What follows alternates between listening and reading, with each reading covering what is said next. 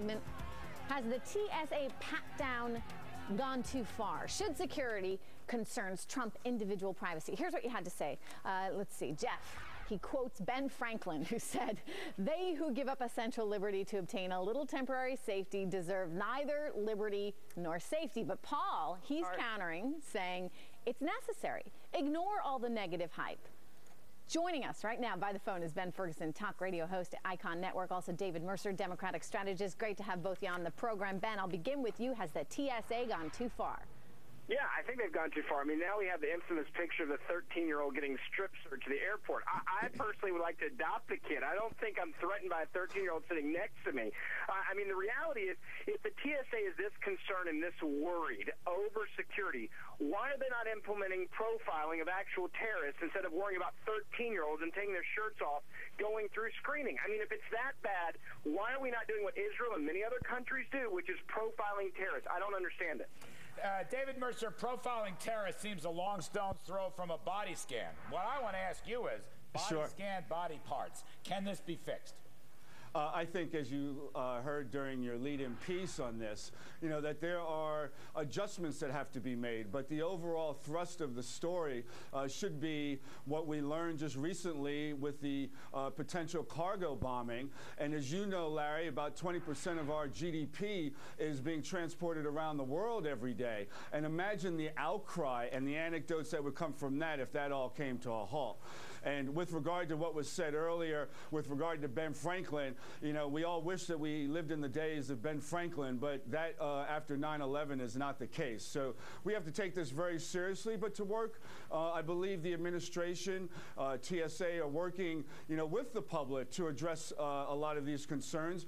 And as was also mentioned, 2 million people are traveling through the airports and through the body scanners. And yes, we have these incidents that pull on our cords emotionally, but nonetheless, I think they would rip that cord if we had any of these instances come to fruition. Ben? But I go back to my main point here, and that's this. If it's this bad and we have to have this invasive of procedures done on children and women and men alike, the elderly, those in wheelchairs, why are we not doing things, if it's this bad, to actually go after those that fit the profile of what we're looking for in terrorists from around the world? I don't understand how that's possible that we're not going there. I mean, the TSA is saying, let me go all over your body. However, I'm not going to profile. It doesn't. Well, David, answer Ben's question.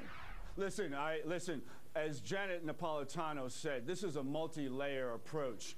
There is human intelligence. The airports are not the first line of defense. A lot of the chatter coming over the waves in the last couple of months have been from Europe, and why you got the advisory that was transmitted regarding Europe, and we found that there was an attempt being made. So there's a lot of human intelligence. Profiling? I mean, Ben's saying he wants to take this one step further. What do you say to that?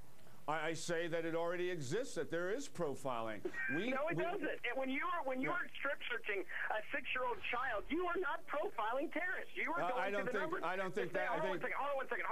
The same way, let's rewind. Let's rewind back to going at the trains and the subways in New York several years ago when they were randomly picking people, every third or fifth or 12th person coming through the turnstiles. They weren't profiling terrorists. They were doing politically correct profiling, making sure they didn't offend anybody. And if you're going to offend every American by putting your hands over their bodies, then let's go ahead and offend those that may fit the profile of a terrorist. And if that profile looks like me on a random Tuesday where they're looking for somebody that looks like me, by all means, go to the extent you need to make sure that I'm not a terrorist. But, David, I mean, I just want to correct Ben's story a little bit, because I'm not sure that the TSA actually strip searched a 13-year-old child. I think there was more to that story than we're saying. But setting that aside, I mean, David, there's no chance the TSA is going too far here?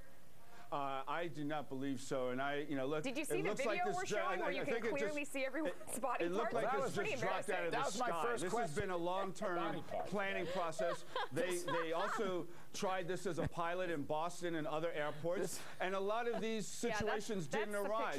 It's now gone national. Wow. It's the body. Listen, it's now gone national, and there are going to be these instances and adjustments, as we saw all through the Sunday talk shows. There are going to be adjustments to those particular situations where more sensitivity needs to be had. And that might be a good. Can I just ask my pal Ben Ferguson? Ben Ferguson, I appreciate the libertarian point of view, but you got to have security and safety. Don't you think Big Sis Napolitano and the TSA can fix this in time for Thanksgiving?